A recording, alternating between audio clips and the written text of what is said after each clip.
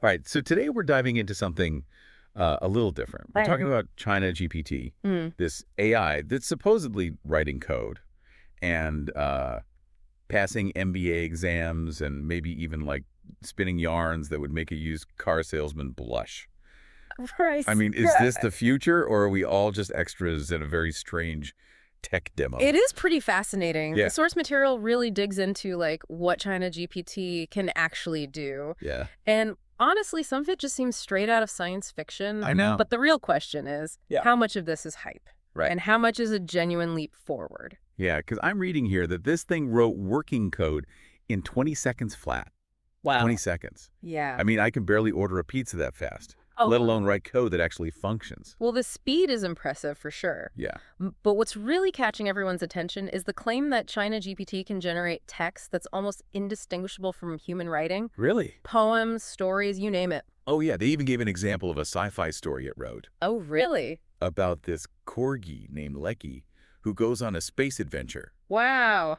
And get this, Lecky fights a deadly virus. Oh my God. It's like they mashed up every internet trend into one bizarre narrative.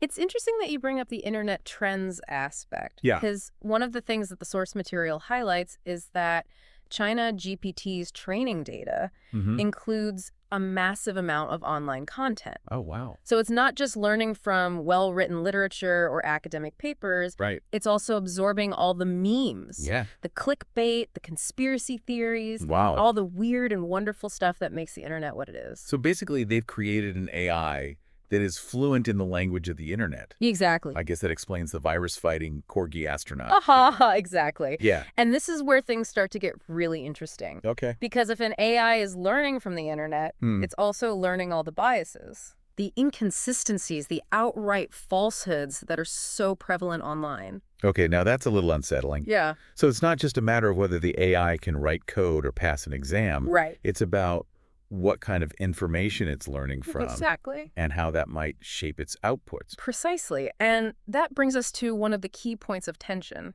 raised in the source material. Google's reaction to China GPT. Oh.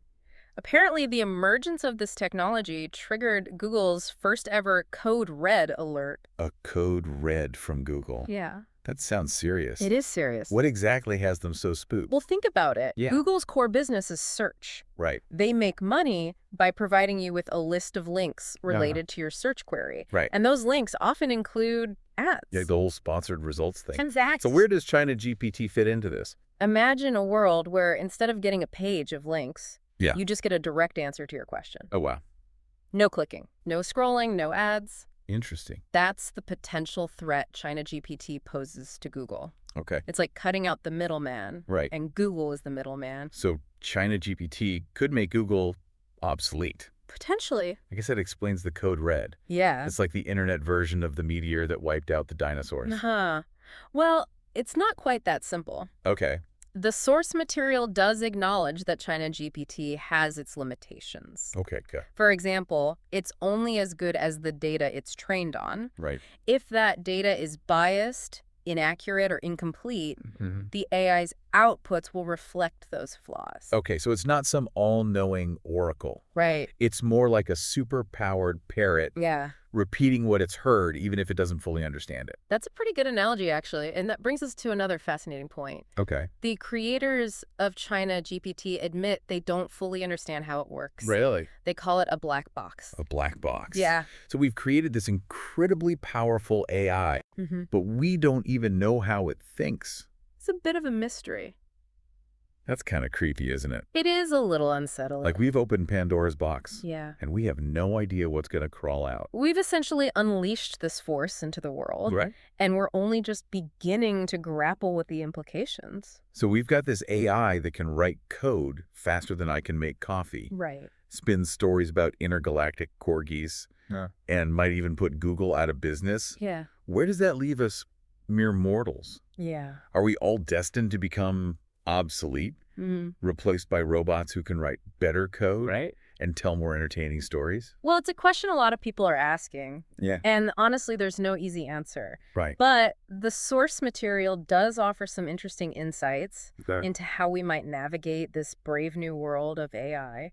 Okay, I'm All ears. Tell me there's still hope for humanity. Do we all need to become stand-up comedians or something? Well, maybe not stand-up comedians, but the source material does emphasize that the skills that will be most valuable in the future are those that AI can't easily replicate. Okay. Things like critical thinking, Right. creativity, emotional intelligence, and the ability to adapt to new situations. So basically the things that make us human, Exactly. the stuff that separates us from those code-cranking, story-spinning machines. Exactly. It's not about competing with AI on tasks or skills, Right. but rather focusing on what makes us uniquely human. Okay. Our values, our ability to connect with others, our sense of purpose. Okay, that makes sense. Mm-hmm. But let's be real for a second. Yeah. If an AI can write a compelling marketing campaign in 5 minutes, Mm-hmm. what's stopping companies from just firing their entire marketing department Right. and replacing them with a bot? That's a valid concern, Yeah. and it's something we're already seeing happening in some industries. Oh, wow. But the source material argues that while AI can automate certain tasks, Okay. it can't replace the human element entirely. What do you mean? Think about it. AI can analyze data, Mm-hmm. identify trends, Right. and even write persuasive copy, Okay. but it can't truly understand the nuances of human emotion, Right. the subtleties of cultural context, or the importance of building genuine relationships. Right. Those are things that still require human intuition, Yeah. empathy, Okay. and creativity. So it's not about being afraid of AI, Right. but rather understanding its limitations and figuring out how to work alongside it. Mm-hmm. Kind of like a superpowered intern Uh-huh. that can handle all the grunt work Yeah. while we focus on the big picture stuff. That's a good way to think about it. Yeah. AI can be a powerful tool for augmenting our abilities, Okay. for helping us do our jobs better and more efficiently. Mm-hmm. But it's not a replacement for human ingenuity, Right. critical thinking, or the ability to connect with others on a deeper level. Okay, that's starting to make more sense. Yeah. But I still have this nagging feeling that we're just scratching the surface here. It's Yeah. like we're standing at the edge of this uncharted territory, Right. and we have no idea what's waiting for us on the other side. You're right. There's still so much we don't know about AI Yeah. and its potential impact on society. Right. But that's also what makes it so exciting, isn't it? I guess so. The unknown is always a bit scary, Drew, but it's also full of possibilities. I guess you're right. It's kind of like that moment when you're about to jump off a diving board Yeah. for the first time. Hmm. You're a little nervous, Yeah. but also excited to see what happens next. Right. But in this case, it's not just one person jumping. Right. It's all of humanity taking the plunge together. And that's the key point. Okay. This isn't something that's happening to us. It's Yeah. something we're creating together. Right. We have a responsibility Yeah. to shape the development and deployment of AI Okay. in a way that benefits all of humanity, Right. not just a select few. So what can we do? You know, I mean, I'm just one person. I can barely program my DVR, let alone influence the direction of artificial intelligence. Well, you'd be surprised at the power of individual action. Okay. For starters, we can all educate ourselves about AI, Right. understand its potential benefits and risks, Mm-hmm. and engage in thoughtful conversations Okay. about the kind of future we want to create. Okay. That seems doable. Yeah. Read some articles, Mhm. maybe watch a documentary or two, Right. have some deep conversations with friends over coffee. Check, Yeah. check. Uh-huh. But what about the bigger picture stuff? Right. The policies, the regulations, Yeah. the ethical considerations. Those are important too. Yeah. We need to be having these conversations at all levels of society, Okay. in our communities, in our workplaces, Right. and with our elected officials. Right. We need to demand transparency from those developing and deploying Okay. AI. And we need to advocate for policies that ensure these technologies are used ethically and responsibly. So it's about being informed, Yeah. being engaged, Yes. and being vocal. Exactly. This isn't just about tech. Right. It's about our shared future. Yeah. And we all have a role to play in shaping that future. Speaking of the future, Yeah. let's go back to that black box concept for a second. Okay. If we don't even understand how these AIs work, Right. how can we possibly control them? Mm-hmm.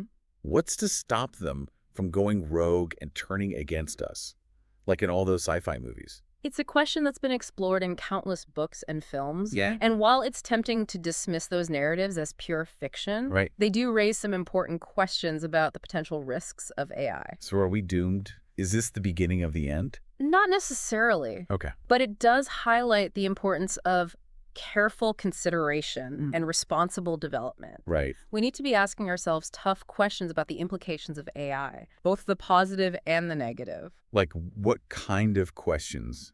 Give me some examples. For example, how do we ensure that AI systems are aligned with human values? Okay. How do we prevent them from being used for harmful purposes, Right. like spreading misinformation or automating bias? Okay. And how do we create safeguards to ensure that humans remain in control Right. even as AI becomes more sophisticated? Those are some pretty heavy questions. They are. And I'm guessing there aren't any easy answers. You're right, but that's the nature of the challenge we're facing. There's no roadmap, Right. no instruction manual for navigating this uncharted territory. Right. It's up to us to figure it out as we go along. That's both exhilarating and terrifying. It is. But hey, at least it's not boring, right? Definitely not boring. Yeah. And that brings us back to one of the key takeaways from the source material. Okay. In this age of AI, the most valuable skills are those that make us uniquely human. Things like creativity, Right. critical thinking, adaptability, Yeah. and emotional intelligence. So it's not about trying to outthink the machines, Right. but rather about focusing on the things that make us human. Exactly. And that's a good note to end on, I think. Okay. As we wrap up this part of the deep dive, I want you to consider this. What are your unique strengths? Okay. Your passions, your values? Good question. I guess it's time to do some soul searching. Uh-huh. But before we go too deep into existential pondering, Yeah. I have one more question about China GPT. Okay.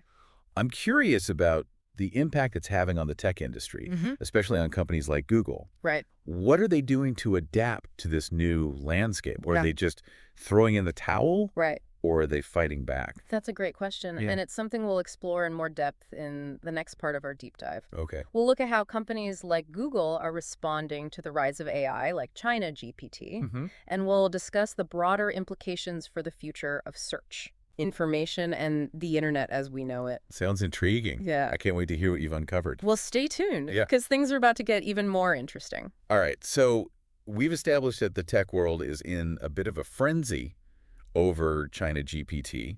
But let's zoom out for a second and think about the bigger picture. Yeah. What does this all mean for the average person? Right. Are we all going to have AI assistants writing our emails and composing our grocery lists?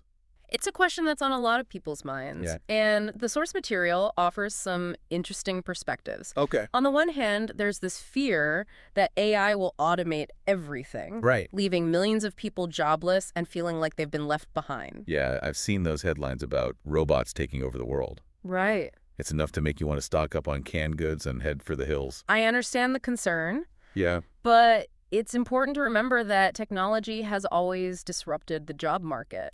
Think about the Industrial Revolution, for example. Right. It led to massive changes, but it also created new opportunities and industries. So you're saying we shouldn't panic, I don't think so.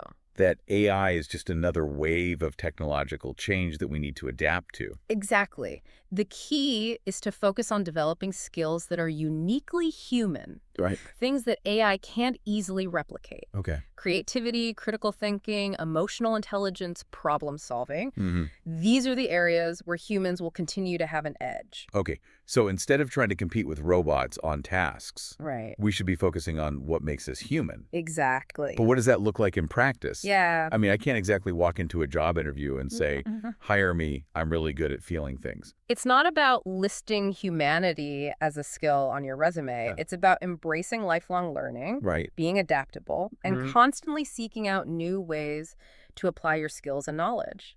So basically, we need to become the ultimate multitaskers. In a way. The jacks of all trades who can pivot on a dime and adapt to whatever the world throws at us. That sounds exhausting. It can be challenging for sure, Yeah.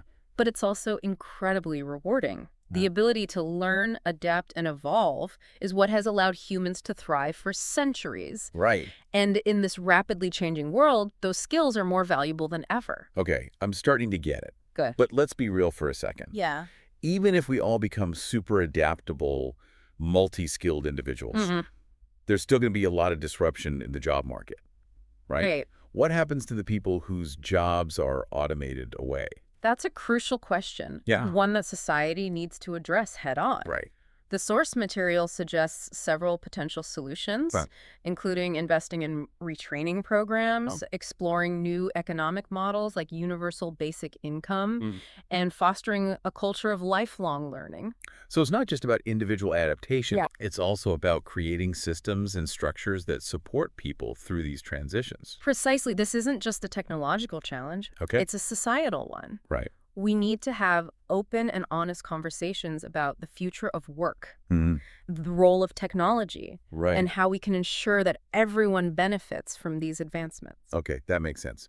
But let's shift gears for a moment Sure. and talk about one of the most fascinating Okay. and potentially unsettling Yeah. aspects of AI, the black box problem. Right. We've touched on this before, Mm-hmm. but I'd love to dig a little deeper. Okay. Can you remind us what this means and why it matters? Sure. The black box problem refers to the fact that even the creators of these advanced AI systems Yeah. often don't fully understand how they work. Really? The algorithms are so complex, the data set so vast, that it's difficult to trace the exact steps that lead to a particular output. So it's like we've built these incredibly sophisticated machines, but we don't have the instruction manual. Haha, right. We don't know exactly what's going on under the hood. Exactly. And that raises some important questions about transparency, Right. accountability, and control. Right. If we don't understand how an AI is making decisions, Right. how can we trust it? Yeah. How can we ensure that it's operating ethically and responsibly? It's almost like we've created this powerful force, Mm-hmm. but we haven't figured out how to tame it yet. Yeah, It's like a wild animal that we're trying to domesticate. that's a good analogy. Yeah. And it highlights the need for ongoing research, Okay. ethical guidelines, Mhm. and regulatory frameworks that can help us navigate the complexities of AI. So it's not just about building bigger and better AIs. It's Right. also about understanding them, Yes. controlling them, Yes. and ensuring that they're used for good, not for harm. Precisely. The power of AI is undeniable, Right. but it's up to us to harness that power responsibly. Okay, that makes sense, but I have to admit, it's a little daunting to think about all the challenges that lie ahead. It is a lot to consider. Are you optimistic about the future of AI? Mm-hmm. Or do you sometimes worry that we're opening Pandora's box? Right. That's a tough question. Yeah. I think it's important to be both optimistic and cautious. Yeah. AI has the potential to solve some of the world's most pressing problems, Right. but it also poses some very real risks. But it's a double-edged sword. Exactly. And the key is to be aware of both edges, Okay. to proceed with both enthusiasm and caution. Right. We need to foster a culture of innovation and exploration, Mhm. while also being mindful of the ethical implications and potential consequences of our actions. It sounds like a delicate balancing act. It is. But hey, humans are pretty good at those, right? Uh-huh, that's true. We've been walking that tightrope between progress and peril for centuries. You're right. We've faced challenges before, Yeah. and we've found a way through. Mhm. And I believe we can do the same with AI. Okay. It's not about fearing the future. It's about shaping it. Mhm. It's about using our ingenuity, our creativity, Mhm. and our collective wisdom to create a world where AI enhances our lives Yeah. rather than diminishes them. That's a powerful message, Yeah, and one that I think our listeners will appreciate. I hope So as we wrap up this deep dive into the world of China GPT Mm-hmm. and the broader implications of AI, Right. what's the one key takeaway you want to leave our audience with? I want them to remember that the future is not predetermined. Okay. It's a canvas waiting to be painted, Mhm. a story waiting to be written. Right. And we all have a role to play in shaping that narrative. Well said. And on that note, I think it's time to say goodbye for now. Okay. We've covered a lot of ground today, from code writing corgis to existential questions about the future of humanity. It's been a fascinating journey, and I want to thank our listeners for joining us on this deep dive. And remember, the exploration doesn't end here. What? Keep learning, keep asking questions, and keep diving deep.